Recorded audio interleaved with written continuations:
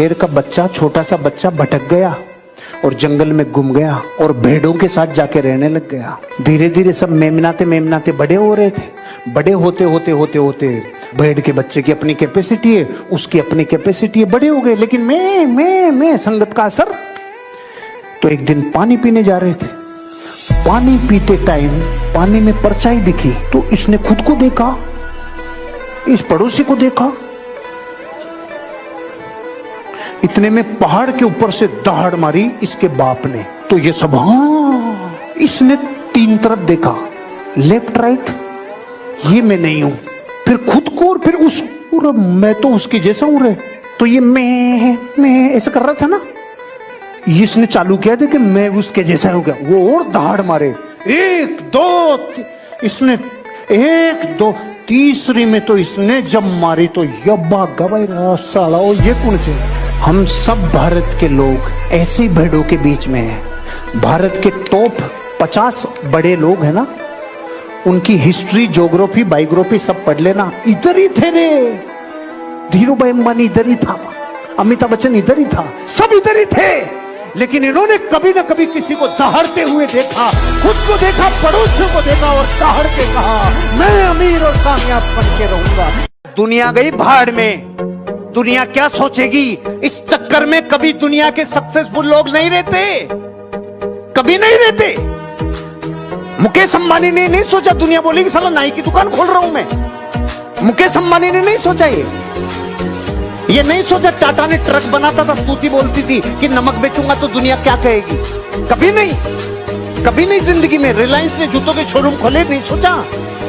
अपनी जिंदगी में लोग क्या कहेंगे, ये गरीबों का मूल मंत्र है। लोग क्या कहेंगे ये मायने रखता उनके लिए। लेकिन जो लोग जिंदगी में, जिनको लोग सौभाग्यशाली कहते हैं ना, अरे रे ये तो सौभाग्यशाली है, टाटा, बिरला, डालमिया, सिंघानिया, अंबानी।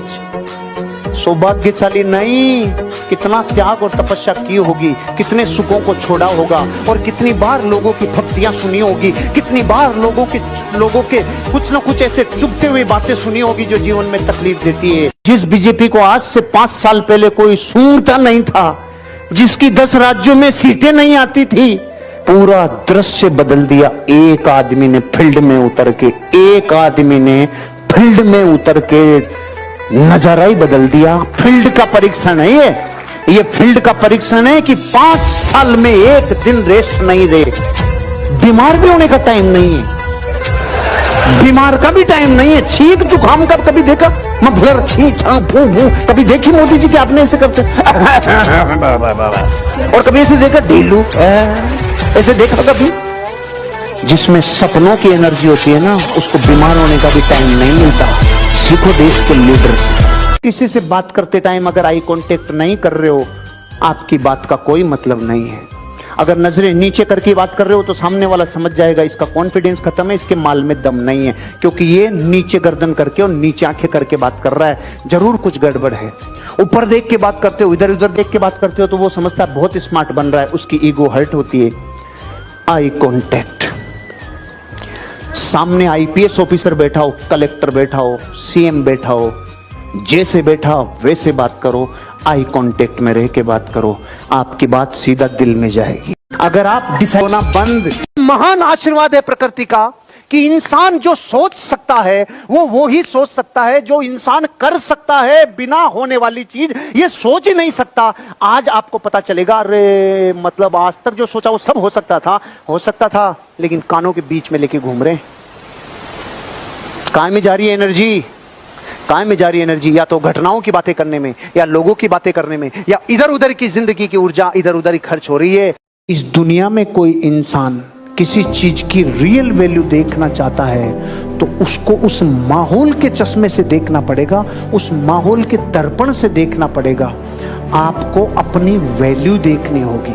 अगर अपनी वैल्यू बढ़ानी है तो भीतर वैल्यू देखनी होगी। एक सच्ची घटना बताता हूं। एक डॉक्टर था, वो लोगों को ठीक करने के लिए अपने प्राणों तक की बलि दे दे ऐसा काम करता था। एक दिन पूरे दिन मेहनत की, रात को थक के चूर होके 12 बजे आके सोया और रात को 2 बजे उसके फोन बजा। खड़ा हो गया, अपना बैग उठाया, सुरंग में से जाते टाइम एक आदमी ने उसको आवाज दी, डॉक्टर माचिस है क्या? तो उसने अपना बैग रखा, माचिस तिल्ली जलाई और उसकी सिगरेट जला दी। चला गया। सुबह 7 बजे इसके ऑफिसर का फोन आया, सुरंग में किसी ने इनको लूट लिया और इनको बहुत नुकसान पहुंचा है, इनका इलाज करने के लिए आपको आना पड़ेगा। पूछा कि इसका ये किसने किया? ये गया और जेल में जाके देखा तो वो वही आदमी था जिसकी रात में इसने सिगरेट जलाई थी। तो इसने बोला, इसने एक ही प्रश्न पूछा कि मैं भी तो आया था, तूने मुझे क्यों नहीं लूटा? कि मैं तेरे को लूटता भी और तेरे को कूटता भी, लेकिन जब भी तू आया मेरे पास तो तू अकेला नहीं था, तुम 2 थे। वो देवीय शक्ति थी जो उसकी मदद कर रही थी। उस दिन के बाद उसको यकीन हुआ कि जब मैं अपने काम को प्राणों से ज्यादा पसंद करता हूं तो मेरे को कोई पावर